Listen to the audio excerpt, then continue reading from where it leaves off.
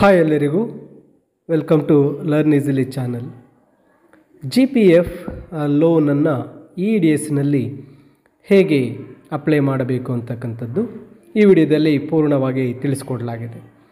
ಇಲ್ಲಿ ನೌಕರರು GPF ಲೋನನ್ನು ಮಾಡಲು EDSನಲ್ಲಿ ಕ್ರಿಯೇಟ್ ಅಪ್ಲಿಕೇಶನ್ EDS ಲಾಗಿನ್ ಆದ ನಂತರ ಕ್ರಿಯೇಟ್ ಅಪ್ಲಿಕೇಶನನ್ನು ಕ್ಲಿಕ್ ಮಾಡಿದಾಗ ಇಲ್ಲಿ EDS ಸೇವೆಗಳು ಕಾಣಸಿಗುತ್ತೆ. ಅದರಲ್ಲಿ 12ನೇದಾಗಿ ಜನರಲ್ ಪ್ರಾವಿಡೆಂಟ್ ಫಂಡ್ GPF ಒಂದು ಅಪ್ಲಿಕೇಶನನ್ನು ನೋಡಬಹುದಾಗಿರುತ್ತೆ. ಇಲ್ಲಿ GPF ಅಪ್ಲಿಕೇಶನನ್ನು ಕ್ಲಿಕ್ ಮಾಡಿದಾಗ ಈ ರೀತಿಯಾಗಿ ಬರುತ್ತೆ. ಅಲ್ಲಿ ನಾವು ಮೇಲೆ ಕಾಣ್ತಕ್ಕಂಥ ನ್ಯೂ ಅಪ್ಲಿಕೇಶನನ್ನು ಕ್ಲಿಕ್ ಮಾಡಿಕೊಳ್ಬೇಕು. ಇಲ್ಲಿ ನ್ಯೂ ಅನ್ನು ಕ್ಲಿಕ್ ಮಾಡಿದಾಗ ನೌಕರರ ಮಾಹಿತಿ KJD ಸಂಖ್ಯೆ, ಹೆಸರು ಎಲ್ಲವೂ ನೌಕರರ ಮಾಹಿತಿ ಸಿಗುತ್ತೆ. ಇಲ್ಲಿ GPF ಲೋನನ್ನು ಅಪ್ಲೈ ಮಾಡಲಿಕ್ಕೆ ಇಲ್ಲಿ ಕೇಳ್ತಕ್ಕಂಥ ಇನ್ಫಾರ್ಮೇಷನ್ಗಳನ್ನು ತುಂಬ್ತಾ ಹೋಗಬೇಕು. ಮೊದಲಿಗೆ ಗ್ರಾಸ್ ಸ್ಯಾಲರಿ, ಒಂದು ತಿಂಗಳಿನಲ್ಲಿ ನೌಕರರಿಗೆ ಬರ್ತಕ್ಕಂತಹ ಒಟ್ಟು ಸ್ಯಾಲರಿ, ನಂತರ ನೆಟ್ ಸ್ಯಾಲರಿ, ನೆಟ್ ಅಮೌಂಟ್ ಎಷ್ಟನ್ನು ನಾವು ಪಡ್ಕೊಳ್ತೀವಿ ಕಟಿಂಗ್ಸ್ ಆದ ನಂತರ ಅಂತಕ್ಕಂಥದ್ದು, ನಂತರ GPF ಅಕೌಂಟ್ ನಂಬರನ್ನು ಇಲ್ಲಿ ಎಂಟ್ರಿ ಮಾಡಬೇಕಾಗತ್ತೆ. GPFಗೆ ಇಲ್ಲಿ ಸರ್ಕಾರಿ ನೌಕರರಿಗೆ ಒಂದು ಸ್ಟಾರ್ಟಿಂಗ್ ಆಲ್ಫಾಬೆಟಿಕ್ ಕೋಡ್ ಇರುತ್ತೆ, EDN ಅಂತೇಳಿ. ಈ ರೀತಿಯ ಕೋಡ್ಗಳನ್ನು ನಾವು ಸರಿಯಾಗಿ ಎಂಟರ್ ಮಾಡಬೇಕಾಗತ್ತೆ. ಸೊ ಅಲ್ಲಿ ಕೋಡ್ನೊಂದಿಗೆ ಆ ಒಂದು GPF ಅಕೌಂಟ್ ನಂಬರನ್ನು ಎಂಟ್ರಿ ಮಾಡಬೇಕು. GPF ಅಕೌಂಟ್ ನಂಬರನ್ನು ಕೊಟ್ಟ ನಂತರ ಪ್ರೀಮಿಯಮ್ ಮಂತ್ಲಿ, ತಿಂಗಳಿಗೆ ಎಷ್ಟು ಪ್ರೀಮಿಯಮನ್ನು ಇಲ್ಲಿ GPFಗೆ ಕಟಾವಣೆ ಮಾಡಲಾಗ್ತಾ ಇದೆ ಆ ಒಂದು ಮಾಹಿತಿಯನ್ನು ನೀಡಬೇಕಾಗತ್ತೆ. ಇಲ್ಲಿ ಕಟಾವಣೆ ಕೊಟ್ಟ ನಂತರ ಲೋನ್ ಡಿಡಕ್ಷನ್, ಲೋನ್ ಈಗಾಗಲೇ ಏನಾದರೂ GPF ಲೋನ್ ಮಾಡಿದ್ದಲ್ಲಿ ಅಲ್ಲಿ ಎಷ್ಟು ಡಿಡಕ್ಷನ್ ತಗೊಳ್ತಾ ಇದೆ ಕೊಡಬೇಕು. ನಂತರ GPF ಸ್ಟೇಟ್ಮೆಂಟ್ ಯಾವ ದಿನಾಂಕದಂದು ಡೌನ್ಲೋಡ್ ಮಾಡಿಕೊಳ್ಳಲಾಗಿದೆ ಆ ದಿನಾಂಕವನ್ನು ಇಲ್ಲಿ ಎಂಟ್ರಿ ಮಾಡಬೇಕಾಗತ್ತೆ. GPF ಸ್ಟೇಟ್ಮೆಂಟನ್ನು AG ಒಂದು GPF ವೆಬ್ಸೈಟ್ನಿಂದ ಬ್ಯಾಲೆನ್ಸ್ ಶೀಟ್ ಡೌನ್ಲೋಡ್ ಮಾಡಿಕೊಂಡು ಡೇಟ್ ಹಾಕಿ ನಂತರ ಆ ಬ್ಯಾಲೆನ್ಸ್ ಶೀಟನ್ನು ಇಲ್ಲಿ ಅಪ್ಲೋಡ್ ಮಾಡಬೇಕಾಗತ್ತೆ. ನೋಡಿ ಇಲ್ಲಿ ಡೇಟ್ ಕೊಟ್ಟಿದೆ. ನಂತರ ಸೆಲೆಕ್ಟ್ ಫೈಲನ್ನು ಕ್ಲಿಕ್ ಮಾಡಿ ಇಲ್ಲಿ ಬ್ಯಾಲೆನ್ಸ್ ಶೀಟನ್ನು ಸೆಲೆಕ್ಟ್ ಮಾಡಿ ಅಪ್ಲೋಡ್ ಮಾಡಬೇಕು. ನಂತರ ಇಲ್ಲಿ ಯಾವ ರೀತಿಯ GPF ಅಮೌಂಟನ್ನು ಪಡ್ಕೊಳ್ತಾ ಇದ್ದೀವಿ, ಇಲ್ಲಿ GPF ಅಡ್ವಾನ್ಸ್ ಲೋನ್ ಅಮೌಂಟ್ಗೆ ನಾನು ಇಲ್ಲಿ ಅಪ್ಲೈ ಮಾಡ್ತಾ ಇರ್ತಕ್ಕಂಥದ್ದು. ಈಗ ಇಲ್ಲಿ ನಾವು ಎಷ್ಟು ಲೋನ್ ಅಮೌಂಟನ್ನು ಎಕ್ಸ್ಪೆಕ್ಟ್ ಮಾಡ್ತಾ ಇದ್ದೀವಿ, ಎಷ್ಟು ಲೋನ್ ಅಮೌಂಟನ್ನು ಮಾಡಿಸ್ಕೊಳ್ತಾ ಇದ್ದೇವೆ ಆ ಒಂದು ಲೋನ್ ಅಮೌಂಟನ್ನು ಇಲ್ಲಿ ಎಂಟ್ರಿ ಮಾಡಬೇಕಾಗತ್ತೆ. ಅಮೌಂಟನ್ನು ಎಂಟ್ರಿ ಮಾಡಿದ ನಂತರ ಮುಂದಿನ ಒಂದು ಬಾಕ್ಸ್ನಲ್ಲಿ ಆ ಅಮೌಂಟನ್ನು ಅಕ್ಷರಗಳಲ್ಲಿ ಇಲ್ಲಿ ಟೈಪ್ ಮಾಡಬೇಕಾಗತ್ತೆ. ಇಲ್ಲಿ ನಿಮ್ಮಲ್ಲಿ ಉಳಿದಿರ್ತಕ್ಕಂತಹ GPFನ 70% ಒಂದು ಲೋನ್ ಅಮೌಂಟನ್ನು ನೀವು ಎಲಿಜಿಬಲ್ ಆಗಿ ತಗೋಬಹುದಾಗಿರುತ್ತೆ. ಆ ಎಲಿಜಿಬಲ್ ಅಮೌಂಟನ್ನು ಎಂಟರ್ ಮಾಡಿ ಆ ಅಮೌಂಟನ್ನು ಅಕ್ಷರಗಳಲ್ಲಿ ತುಂಬಬೇಕು. ಅಕ್ಷರಗಳಲ್ಲಿ ತುಂಬಿದ ನಂತರ ಮುಂದಿನ ಬಾಕ್ಸ್ಗೆ GPF ಅಕೌಂಟ್ ನಂಬರನ್ನು ಎಂಟ್ರಿ ಮಾಡಬೇಕಾಗುತ್ತೆ. GPF ಅಕೌಂಟ್ ನಂಬರನ್ನು ಎಂಟ್ರಿ ಮಾಡಬೇಕು. GPF ಅಮೌಂಟ್ ಆದ ನಂತರ ಅಕೌಂಟ್ ನಂಬರ್ ಕೊಟ್ಟ ನಂತರ ಇಲ್ಲಿ ಆ ಲೋನ್ನ ಉದ್ದೇಶ, ಇಲ್ಲಿ ಸನ್ ಬರ್ತ್ಡೇ ಅಂತಕ್ಕಂಥದ್ದನ್ನು ನೀಡ್ತಾ ಇದ್ದೇನೆ, ಸನ್ ಬರ್ತ್ಡೇ. ಇದಾದ ನಂತರ ಮೇಲೆ ನೀವು ನಮೂದಿ ಮಾಡಿರ್ತಕ್ಕಂಥ ಲೋನ್ ಅಮೌಂಟನ್ನು ಎಷ್ಟು ಇನ್ಸ್ಟಾಲ್ಮೆಂಟ್ಸ್ನಲ್ಲಿ ಭರಿಸುವುದು, ಇಲ್ಲಿ 40 ಇನ್ಸ್ಟಾಲ್ಮೆಂಟ್ ಕೊಡ್ತಾ ಇದ್ದೇನೆ ಮತ್ತು ಒಂದು ಇನ್ಸ್ಟಾಲ್ಮೆಂಟ್ಗೆ ಆಗುವ ಹಣವನ್ನು ಇಲ್ಲಿ ಕೊಡಬೇಕು. ಮಂತ್ಲಿ ಇನ್ಸ್ಟಾಲ್ಮೆಂಟ್ ಅಮೌಂಟನ್ನು ಸಹ ಇಲ್ಲಿ ನಾವು ಎಂಟರ್ ಮಾಡಬೇಕಾಗತ್ತೆ. 40 ಕಂತುಗಳಲ್ಲಿ ಪ್ರತಿ ತಿಂಗಳಿನ ಕಂತನ್ನು ಇಲ್ಲಿ ನಾವು ಅಮೌಂಟನ್ನು ಹಾಕಬೇಕಾಗತ್ತೆ. ಇದಾದ ನಂತರ ಮುಂದಿನದರು ಬಂದಾಗ ಪ್ರತಿ ತಿಂಗಳು ನಿಮಗೆ ಬರ್ತಾ ಇರ್ತಕ್ಕಂತಹ ಒಂದು ಸ್ಯಾಲರಿ ಅಮೌಂಟನ್ನು ಇಲ್ಲಿ ಎಂಟರ್ ಮಾಡಬೇಕು. ಎಷ್ಟು ಅಮೌಂಟು ಇಲ್ಲಿ ಬರ್ತಾ ಇದೆ ಸ್ಯಾಲರಿ ಅಮೌಂಟನ್ನು, ಟೋಟಲ್ ಅಮೌಂಟನ್ನು ಇಲ್ಲಿ ಎಂಟ್ರಿ ಮಾಡಬೇಕಾಗತ್ತೆ. ನಂತರ ಬಂದಾಗ ಇಲ್ಲಿ ಈಗಾಗಲೇ ನೀವು ಲೋನ್ ಪಡೆದಿದ್ದು ಬಾಕಿ ಇರ್ತಕ್ಕಂತಹ ಲೋನ್ನ ಮೊತ್ತವನ್ನು ಇಲ್ಲಿ ಕ್ಯಾಲ್ಕುಲೇಟ್ ಮಾಡಿ ಕೊಡಬೇಕಾಗತ್ತೆ. ಆ ಮೊತ್ತ ಎಷ್ಟು ಲೋನ್ ಮಾಡಿದ್ರಿ, ಕಳೆದ ಬಾರಿ ನೀವು ಮಾಡಿರ್ತಕ್ಕಂಥ ಲೋನ್ ಮೊತ್ತವನ್ನು ಇಲ್ಲಿ ಎಂಟರ್ ಮಾಡಬೇಕಾಗತ್ತೆ. ನಂತರ ಡೇಟನ್ನು ಮುಂದಿನ ಬಾಕ್ಸ್ನಲ್ಲಿ ಎಂಟ್ರಿ ಮಾಡಬೇಕು.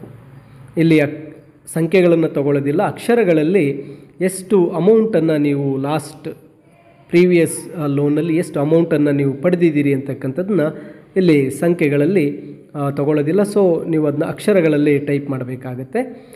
ನಂತರ pickup date pickup month and year ಅಂತ ಕೊಟ್ಟಿದ್ದಾರೆ. ಯಾವ ತಿಂಗಳು ಯಾವ ವರ್ಷದಲ್ಲಿ ನೀವು ಪ್ರೀವಿಯಸ್ ಒಂದು ಲೋನನ್ನು ಮಾಡಿದ್ದೀರಾ ಆ ಒಂದು ಮಂತ್ ಮತ್ತು ಇಯರನ್ನು ಇಲ್ಲಿ ತುಂಬಬೇಕಾಗತ್ತೆ.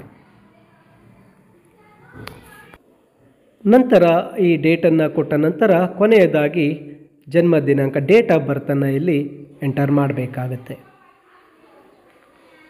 ಡೇಟ್ ಆಫ್ ಬರ್ತನ್ನು ಕೊಟ್ಟ ನಂತರ ಈ ಒಂದು ಅಪ್ಲಿಕೇಶನ್ ಸಬ್ಮಿಟ್ ಮಾಡೋಕ್ಕೆ ಸಿದ್ಧವಾಗಿರುತ್ತೆ.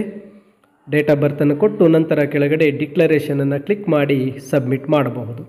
ಅಪ್ಲಿಕೇಶನನ್ನು ಸಲ್ಲಿಸುವ ಮುಂಚೆ ಮತ್ತೊಮ್ಮೆ ತುಂಬಿರುವ ಎಲ್ಲ ಮಾಹಿತಿ ಸರಿ ಇದೆ. ಇಲ್ಲಿ ಡೇಟ್, ಯಾವ ಡೇಟ್ನಲ್ಲಿ ಅಪ್ಲಿಕೇಶನ್ ಕ್ರಿಯೇಟ್ ಆಗ್ತಾಯಿದೆ ಡೇಟ್ ಬಂದಿರುತ್ತೆ. ಕೆಳಗಡೆ ಆ ಒಂದು ಪ್ಲೇಸ್, ಯಾವ ಪ್ಲೇಸ್ ಇದು ಅಂತಕ್ಕಂಥ ಪ್ಲೇಸನ್ನು ತುಂಬಬೇಕಾಗುತ್ತೆ. ಪ್ಲೇಸ್ನ ಒಂದು ಡೇಟ್ ಕೊಟ್ಟ ನಂತರ ಡೇಟ್ ನಂತರ ಪ್ಲೇಸನ್ನು ಇಲ್ಲಿ ಟೈಪ್ ಮಾಡಬೇಕಾಗುತ್ತೆ. ಸ್ಥಳವನ್ನು ಟೈಪ್ ಮಾಡಿ ನಂತರ ಈ ಡಿಕ್ಲರೇಷನ್ ಬಾಕ್ಸ್ ಕೆಳಗೆ ಕಾಣ್ತಾ ಇದೆ, ಆ ಡಿಕ್ಲರೇಷನ್ ಚೆಕ್ ಬಾಕ್ಸನ್ನು ಕ್ಲಿಕ್ ಮಾಡಿ ಈ ಒಂದು ಅಪ್ಲಿಕೇಶನನ್ನು ಸೇವ್ ಮಾಡಬಹುದು ಅಥವಾ ಈ ಅಪ್ಲಿಕೇಶನನ್ನು ನಾವು ಸಲ್ಲಿಸಬಹುದು, ಸಬ್ಮಿಟ್ ಸಹ ಮಾಡಬಹುದು. ಮತ್ತೊಮ್ಮೆ ಈ ಅಪ್ಲಿಕೇಶನ್ನ ಎಲ್ಲ ಮಾಹಿತಿ ಸರಿ ಇದೆಯೇ ಅಂತೇಳಿ ಮತ್ತೊಮ್ಮೆ ಅದನ್ನು ಸರಿಯಾಗಿ ಚೆಕ್ ಮಾಡಿಕೊಳ್ಬೇಕು. ಚೆಕ್ ಮಾಡಿಕೊಂಡ ನಂತರ ಈ ಒಂದು ಅಪ್ಲಿಕೇಶನನ್ನು ನಾವು ನೌಕರರ ಲಾಗಿನ್, ಎಂಪ್ಲಾಯಿ ಲಾಗಿನ್ನಲ್ಲಿ ಸಬ್ಮಿಟ್ ಮಾಡಬೇಕಾಗತ್ತೆ. ಈ ಎಂಪ್ಲಾಯಿ ಲಾಗಿನ್ನಲ್ಲಿ ಸಬ್ಮಿಟ್ ಮಾಡಿದಂತಹ ಈ ಅಪ್ಲಿಕೇಶನ್ ಆ ಒಂದು ಆಫೀಸ್ ಲಾಗಿನ್ ಅಂದಾಗ ಸ್ಕೂಲ್ ಲಾಗಿನ್ನಲ್ಲಿ ಅಪಿಯರ್ ಆಗುತ್ತೆ. ಅಲ್ಲಿ ಹೇಗೆ ಮಾಡ್ಬೋದು ಅನ್ನೋದನ್ನು ಇಲ್ಲಿ ಮುಂದೆ ನಾನು ತೋರಿಸ್ಕೊಡ್ತೇನೆ. ಇಲ್ಲಿ ಎಲ್ಲ ಅಪ್ಲಿಕೇಶನ್ ಮಾಹಿತಿಯನ್ನು ಚೆಕ್ ಮಾಡಿ ನಂತರ ಅದನ್ನು ಸಬ್ಮಿಟ್ ಮಾಡಬೇಕಾಗತ್ತೆ. ನೋಡಿ, ಎಲ್ಲ ಮಾಹಿತಿ ಸರಿ ಇದೆ. ಇಲ್ಲಿ ಒಂದು ಡೇಟನ್ನು ಪ್ರೀವಿಯಸ್ಗೆ ಕೊಡ್ತಾ ಇದ್ದೀನಿ. ಡೇಟ್ ಮಾತ್ರ ಇಲ್ಲೊಂದು ಚೇಂಜ್ ಮಾಡಿ ವೆರಿಫೈ ಮಾಡಿಕೊಂಡು ಡೇಟನ್ನು ಬದಲಾಯಿಸಿ ನಂತರ ಈ ಒಂದು ಅಪ್ಲಿಕೇಶನನ್ನು ಸಬ್ಮಿಟ್ ಮಾಡ್ತಾನೆ. ಇಲ್ಲಿರ್ತಕ್ಕಂಥ ಎಲ್ಲ ಮಾಹಿತಿಯನ್ನು ಮತ್ತೊಮ್ಮೆ ಸರಿಯಾಗಿದೆಯೇ ಎಂದು ನೋಡಿಕೊಂಡು ನಂತರ ಈ ಒಂದು ಅಪ್ಲಿಕೇಶನನ್ನು ಸಬ್ಮಿಟ್ ಮಾಡಬೇಕು. ಅಪ್ಲಿಕೇಶನ್ ಸಬ್ಮಿಟ್ ಮಾಡಿದ ಕೂಡಲೇ ಇಲ್ಲಿ ನಮಗೆ ಅಪ್ಲಿಕೇಶನ್ ನಂಬರ್ ಸಕ್ಸಸ್ಫುಲಿ ಸಬ್ಮಿಟೆಡ್ ಒಂದು ರಿಜಿಸ್ಟರ್ ನಂಬರ್ ಇಲ್ಲಿ ನಮಗೆ ಸಿಗುತ್ತೆ. ಇಲ್ಲಿ ಅಪ್ಲಿಕೇಶನ್ ಸಲ್ಲಿಸಿದ ನಂತರ ನಮಗೆ ಅಪ್ಲಿಕೇಶನ್ ನಂಬರ್ ಬರುತ್ತೆ. ಹಾಗೆ ಆ ಎಂಪ್ಲಾಯಿ ಒಂದು ಅಪ್ಲಿಕೇಶನ್ನಲ್ಲಿ ಆ ಮಾಹಿತಿ ನಮಗೆ ಸಿಗುತ್ತೆ. ನೋಡಿ, ಇಲ್ಲಿ ಅಪ್ಲಿಕೇಶನ್ ಸಬ್ಮಿಟ್ ಆಗಿದೆ. ಇದಾದ ನಂತರ ಸ್ಕೂಲ್ ಲಾಗಿನ್ನಲ್ಲಿ ಇಲ್ಲಿ ಈ ಒಂದು ಅಪ್ಲಿಕೇಶನನ್ನು BO ಅವರಿಗೆ ಸಲ್ಲಿಸೋದಕ್ಕೆ ಇಲ್ಲಿ ಫೈಲ್ಸ್ ಅಂತಕ್ಕಂಥ ಆಪ್ಷನ್ ಹೋಗಬೇಕು. ಇದು ಸ್ಕೂಲ್ ಲಾಗಿನ್ನಲ್ಲಿ ಫೈಲ್ಸನ್ನು ಕ್ಲಿಕ್ ಮಾಡಿದಾಗ ಇಲ್ಲಿ ಆ ನೌಕರರ ಒಂದು GPF ಲೋನ್ ಅಪ್ಲಿಕೇಶನ್ ಒಂದು HM ಲಾಗಿನ್ ಬರುತ್ತೆ. ಆ ಅಪ್ಲಿಕೇಶನ್ ಮುಂದ್ಗಡೆ ಇರತಕ್ಕಂಥ ಐ ಸಿಂಬಲ್ ವ್ಯೂ ಅಂತಕ್ಕಂತಹ ಒಂದು ಆಪ್ಷನ್ ಬರುತ್ತೆ. ಆ ಒಂದು ವ್ಯೂ ಸಿಂಬಲನ್ನು ಕ್ಲಿಕ್ ಮಾಡಬೇಕು. ಐ ಅಂತ ಬಂದಿರುತ್ತೆ. ಆ ವ್ಯೂ ಸಿಂಬಲ್ ಕ್ಲಿಕ್ ಮಾಡಿದಾಗ ಈ ರೀತಿಯಾಗಿ application GPF loan application open ಆಗುತ್ತೆ. ಇಲ್ಲಿ ಮಾಹಿತಿಯನ್ನೆಲ್ಲ ಮತ್ತೊಮ್ಮೆ ಸ್ಕೂಲ್ ಲಾಗಿನ್ನಲ್ಲಿದ್ದರೆ HM ಲಾಗಿನ್ನಲ್ಲಿ ಚೆಕ್ ಮಾಡ್ಕೋಬೇಕು. ನಂತರ ಇಲ್ಲಿ ರಿಮಾರ್ಕ್ಸ್ ಇರುತ್ತೆ, ರಿಮಾರ್ಕ್ಸನ್ನು ಟೈಪ್ ಮಾಡಬೇಕಾಗುತ್ತೆ. Submission GPF loan submission for verification ಅಂತ ಟೈಪ್ ಮಾಡ್ಕೋಬೇಕಾಗತ್ತೆ. ಇಲ್ಲಿ ಆ ಒಂದು ರಿಮಾರ್ಕ್ಸನ್ನು ಟೈಪ್ ಮಾಡಿದ ನಂತರ ಇಲ್ಲಿ ಆಫೀಸ್ ಲೆವೆಲ್ ಅಂತಿದೆ, ಅದನ್ನು ಬ್ಲಾಕ್ ಅಂತಹ ನಾವು ಸೆಲೆಕ್ಟ್ ಮಾಡ್ಕೋಬೇಕಾಗುತ್ತೆ. ಆಫೀಸ್ ಲೆವೆಲನ್ನು ಬ್ಲಾಕ್ ಅಂತ ಸೆಲೆಕ್ಟ್ ಮಾಡಿ ಆಫೀಸ್ ಟೈಪನ್ನು BO ಆಫೀಸ್ ಅಂತಕ್ಕಂಥ ಒಂದು ಆಪ್ಷನ್ ಸೆಲೆಕ್ಟ್ ಮಾಡ್ಕೋಬೇಕು. ನಂತರ ಇಲ್ಲಿ ಡಿವಿಷನ್ ಕೇಳುತ್ತೆ, ಡಿವಿಷನ್ ಬೆಂಗಳೂರು, ನಿಮ್ಮ ಡಿವಿಷನ್ ಯಾವುದಿದೆಯೋ ಅದನ್ನು ಸೆಲೆಕ್ಟ್ ಮಾಡಿ. ಡಿವಿಷನ್ ನಂತರ ಜಿಲ್ಲೆ, ಇಲ್ಲಿ ಜಿಲ್ಲೆಯನ್ನು ಆಯ್ಕೆ ಮಾಡ್ಕೋಬೇಕು. ಜಿಲ್ಲೆಯನ್ನು ಆಯ್ಕೆ ಮಾಡಿಕೊಂಡ ನಂತರ ಇಲ್ಲಿ ಬ್ಲಾಕ್ ಬರುತ್ತೆ. ಬ್ಲಾಕ್ ಅಂದಾಗ ತಾಲೂಕನ್ನು ಆಯ್ಕೆ ಮಾಡಬೇಕಾಗುತ್ತೆ. ತಾಲೂಕನ್ನು ಆಯ್ಕೆ ಮಾಡಿದ ನಂತರ ಆ ಒಂದು ತಾಲೂಕಿನ BO ಆಫೀಸ್ ಸೆಲೆಕ್ಟ್ ಮಾಡಿದ ನಂತರ ಆ BO ಅವರ ಹೆಸರು ಅಡ್ಮಿನ್ ಹೆಸರಲ್ಲಿ ಬರುತ್ತೆ. ನಂತರ ಅಲ್ಲಿ ದಿನಗಳ ಸಂಖ್ಯೆಯನ್ನು ನೋಡ್ಬೋದು, ಎಷ್ಟು ದಿನಗಳಲ್ಲಿ ಒಂದು ಅಪ್ಲಿಕೇಶನ್ ಫಾರ್ವರ್ಡ್ ಆಗಬೇಕು ಅಂತ. ನಂತರ ಅಲ್ಲಿ ಒಂದು GPF ಅಪ್ಲಿಕೇಶನ್, ನೌಕರರ ಅಪ್ಲಿಕೇಶನನ್ನು ಸ್ಕ್ಯಾನ್ ಮಾಡಿ ಅಪ್ಲೋಡ್ ಮಾಡಬೇಕಾಗುತ್ತೆ. ಇಲ್ಲಿ ನೋಡಿ, ಸೆಲೆಕ್ಟ್ ಫೈಲ್ ಕಾಣ್ತಾ ಇದೆ. ಸೆಲೆಕ್ಟ್ ಫೈಲನ್ನು ನಾವು ಕ್ಲಿಕ್ ಮಾಡಿ ಈಗಾಗಲೇ ಸ್ಕ್ಯಾನ್ ಮಾಡಿ ಇಟ್ಟಿರ್ತಕ್ಕಂತಹ ಎಂಪ್ಲಾಯಿಯ ಒಂದು ಅಪ್ಲಿಕೇಶನನ್ನು ಇಲ್ಲಿ ಸೆಲೆಕ್ಟ್ ಮಾಡಿ ಈ ಒಂದು ಸೆಲೆಕ್ಟ್ ಮಾಡಿದ ನಂತರ ಸಬ್ಮಿಟ್ ಬಟನನ್ನು ಕ್ಲಿಕ್ ಮಾಡಬೇಕು. ಸಬ್ಮಿಟ್ ಬಟನ್ ಕ್ಲಿಕ್ ಮಾಡಿದ ಕೂಡಲೇ ಈ ಒಂದು GPF ಅಪ್ಲಿಕೇಶನ್ ಒಂದು ಸ್ಕೂಲ್ ಅಡ್ಮಿನ್ ಲಾಗಿನ್ನಿಂದ BO ಅವರಿಗೆ ಫಾರ್ವರ್ಡ್ ಆಗುತ್ತೆ. ನೋಡಿ, ಇಲ್ಲಿ ಫಾರ್ವರ್ಡೆಡ್ ಸಕ್ಸಸ್ಫುಲಿ ಅಂತಕ್ಕಂಥ ಮೆಸೇಜ್ ಸಹ ನಮಗೆ ಬರುತ್ತೆ. ಇದನ್ನು ನಾವು ಮತ್ತೊಮ್ಮೆ ಚೆಕ್ ಮಾಡಿಕೊಳ್ಳಬಹುದು.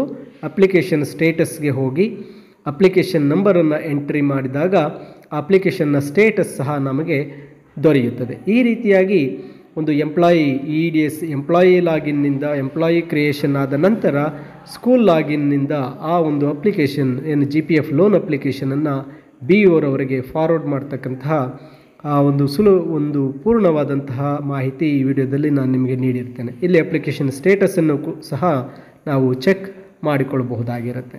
ಈ ಹಂತಗಳನ್ನು ಪಾಲಿಸಿ GPF ಲೋನ್ ಅಪ್ಲಿಕೇಶನನ್ನು ನಾವು ಆಫೀಸ್ಗೆ ಸಬ್ಮಿಟ್ ಮಾಡಬಹುದು. ಮುಂದಿನ ವಿಡಿಯೋದಲ್ಲಿ ಖಜಾನೆಯಲ್ಲಿ ಹೇಗೆ ಇದನ್ನು ಬಿಲ್ ಮಾಡಬಹುದು ಅನ್ನೋದನ್ನು ತೋರಿಸ್ಕೊಳ್ತೇನೆ.